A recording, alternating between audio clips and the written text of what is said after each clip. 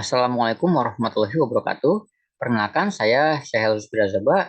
Di sini saya akan mempresentasikan hasil analisis saya yang berjudul Menuju Keselamatan Berkendara, Integrasi Computer Vision dalam Penegakan Hukum Lalu Lintas Elektronik atau ITLE.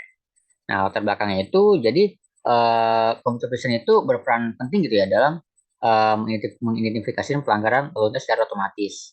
Nah, untuk mewujudkan itu, pemerintah di Indonesia sudah mulai nih menerapkan yang namanya Electronic Traffic Law Enforcement atau ETLA di beberapa kota. Nah, tentunya pemerintah membutuhkan partisipasi atau dukungan dari masyarakatnya, terutama ya praktisi data gitu, agar mampu berkontribusi dalam menyebarkan ETLA di seluruh Indonesia secara merata.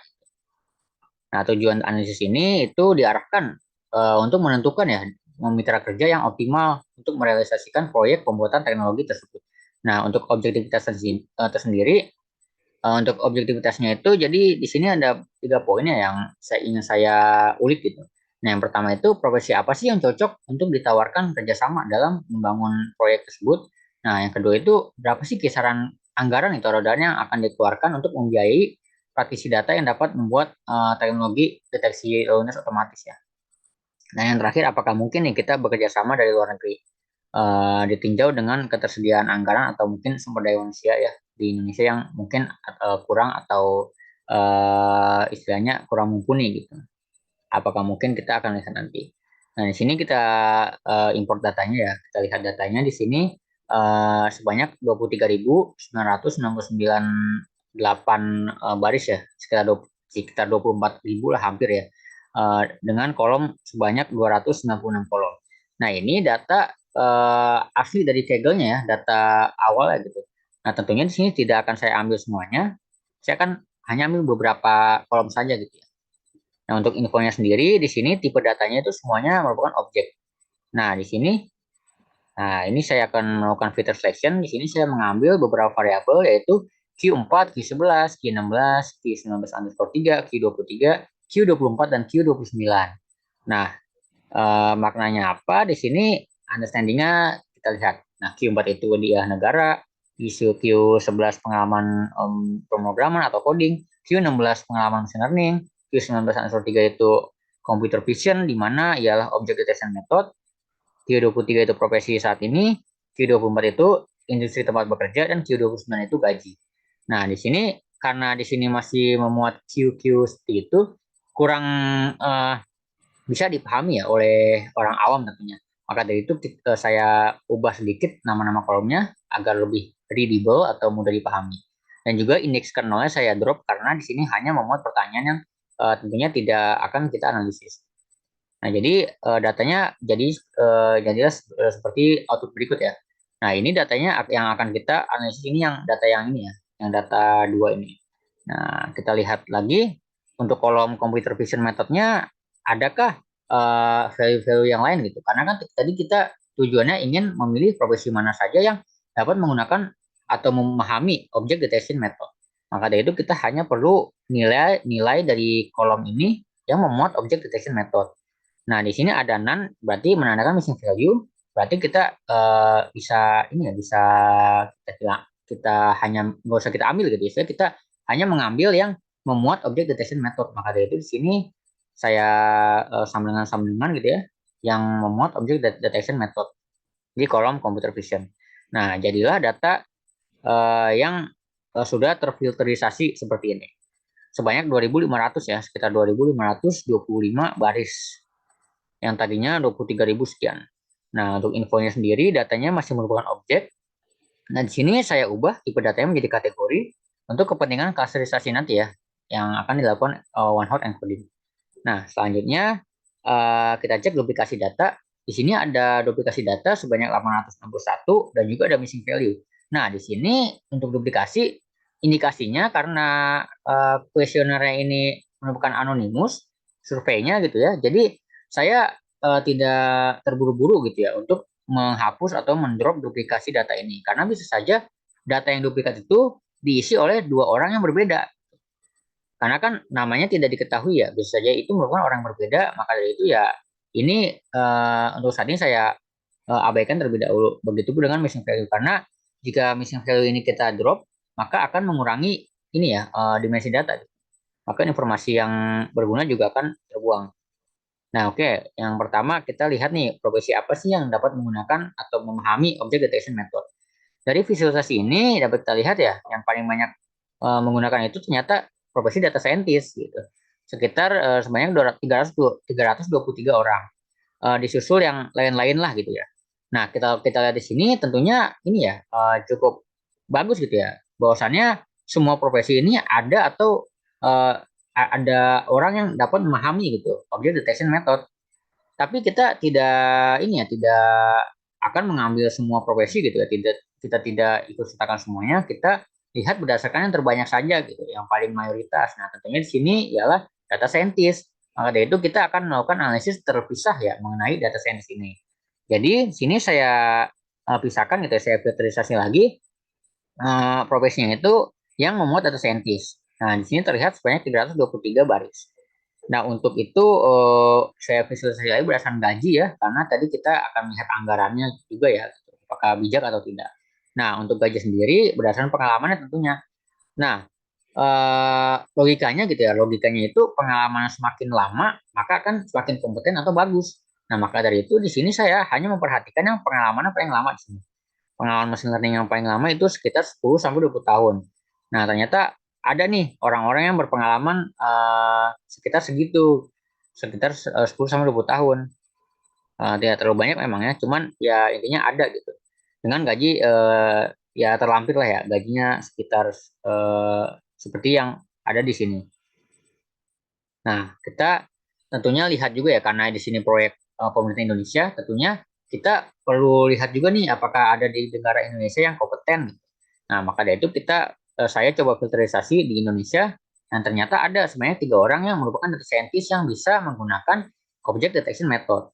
Namun di sini sayangnya pengalaman machine learning itu kurang dari ini ya 5 tahun gitu. Ya tentunya saya meragukan orang-orang ini gitu karena kan ya ini proyek serius dari pemerintah yang mana untuk kepentingan masyarakat juga tidak bisa gitu kita asal-asalan dalam merekrut pegawai atau praktisi data gitu, untuk dilakukan kerjasama.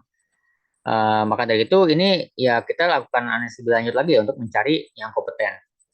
Nah, karenanya saya filterisasi lagi nih berdasarkan pengalaman machine learning yang paling mumpuni gitu, yang paling lama sekitar 10 sampai 20 tahun. Terlampir sebagai berikut. Nah, di sini terlihat hanya ada 18 orang ternyata dari beberapa negara yang berbeda.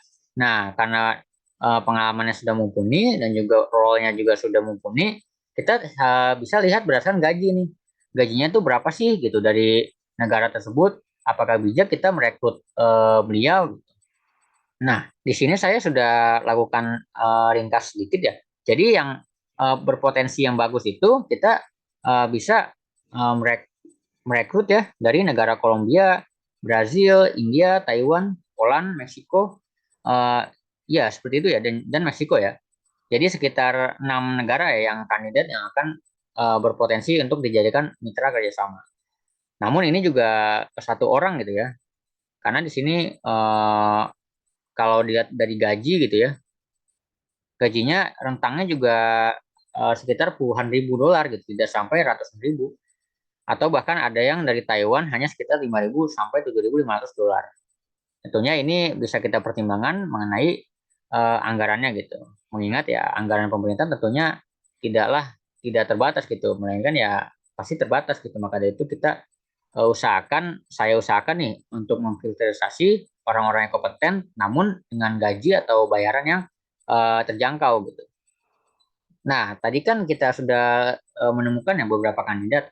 Tentunya untuk merealisasikan ke seluruh Indonesia ini kurang cukup ya. Maka dari itu kita perlu melakukan analisis untuk profesi selain data scientist. Nah, didapatlah berbagai profesi gitu ya, sekitar 2.000-an orang. Nah, ini untuk visualisasi berdasarkan pengalaman mesin learning-nya ya. Terlihat di sini yang 10 sampai 20 tahun didominasi oleh teacher atau profesor gitu.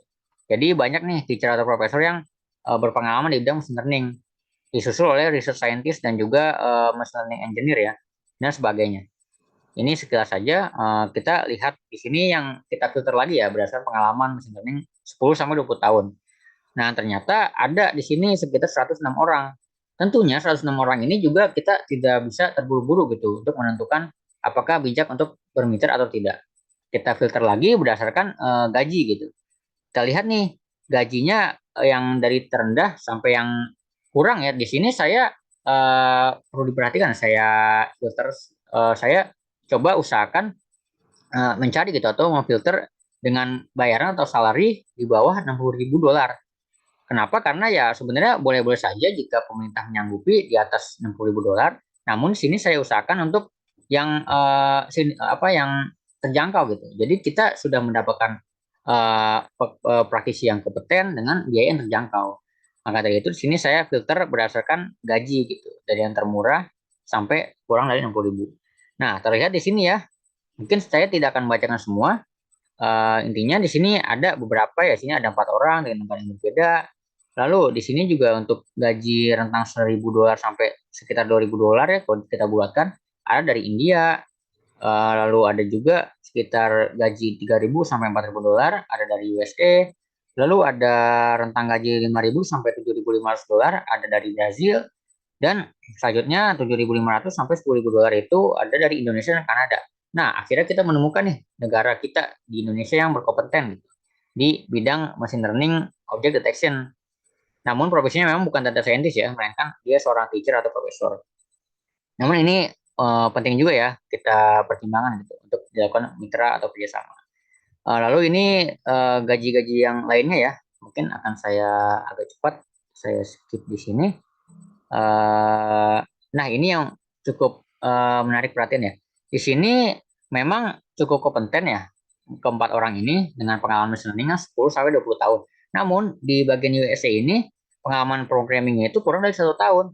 Nah, di sini terlihat agak meragukan gitu ya, agak kurang make sense gitu karena ya logikanya seseorang jika sudah berpengalaman di bidang machine learning, dia akan berpengalaman juga atau minimal dia bisa lah gitu dalam programming gitu, tidak terlalu jauh ketimpangan pengalamannya gitu.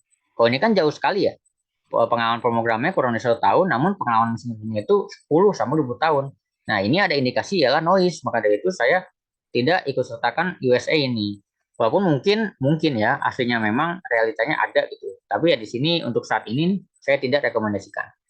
Begitupun yang ini ya, yang di sini ada juga nih yang kemungkinan ya noise. Nah ini UK ya, United Kingdom. Di sini kemungkinan noise ya karena ya ketimpangannya juga cukup jauh. Nah itulah yang beberapa kandidat tadi ya yang sudah kita lihat. Nah di sini selanjutnya kita one hot encoding untuk dilakukan analisis untuk dilakukan klasifikasi menggunakan metode K-means. Jadi di sini saya akan klasterisasi berdasarkan machine learning experience-nya, lalu ada role-nya dan juga salary-nya. Di sini agak cepat kita lihat algo metode dulu ya. Kita lihat algo metode di sini. Nah, dilihat kita akan menggunakan yang cluster ke-6 gitu. 6 cluster ya. Istilahnya 6 cluster. Karena di sini kita lihat titik yang mulai melandai itu di 6 ya. Jadi pada saat titik yang ke-6 ini dan seterusnya itu dia mulai stabil gitu. Mulai agak horizontal gitu. Jadi kita bisa mengambil yang optimal itu cluster ke 6 cluster gitu ya. Cluster ke-6 ini sudah optimal gitu istilahnya optimal lokal. Nah, maka dari itu di sini saya mengambil 6 cluster terlampir sebagai berikut. Nah, ini dia. Ya, ini mungkin ringkasannya ini ya. Nah, jadi untuk cluster 0 masuk datanya masuk yang ini ya, berikut terlampir seperti machine learning experience dengan pengalaman 4 sampai 5 tahun itu masuk ke cluster 0 dan sebagainya. Lalu ada cluster 1 datanya ini masuk ke cluster 1 seperti itu. Ini kalian bisa lihat ya. Tidak akan saya bacakan satu persatu. Nah, sini cluster 2 terlampir sebagai berikut. Lalu ada juga cluster 3 dan juga cluster 4 dan yang terakhir cluster 5. Nah, untuk itu ini hanya klasterisasi saja ya, mengelompokkan berdasarkan ini ya jarak titik-titik data yang terdekat. Nah, kesimpulannya itu ialah jadi dari hasil analisis data ini didapatlah gitu bahwasannya profesi yang paling banyak menggunakan object detection method itu ya data scientist. Namun itu tidaklah cukup gitu untuk jadi patokan dalam bermitra gitu. Kita perlu melihat dari pengalamannya dan juga dari gajinya juga supaya kita lebih bijak dan juga kita tidak mengalami kerugian gitu ya. Ya mungkin itu saja dari saya. Terima kasih. Wassalamualaikum warahmatullahi wabarakatuh.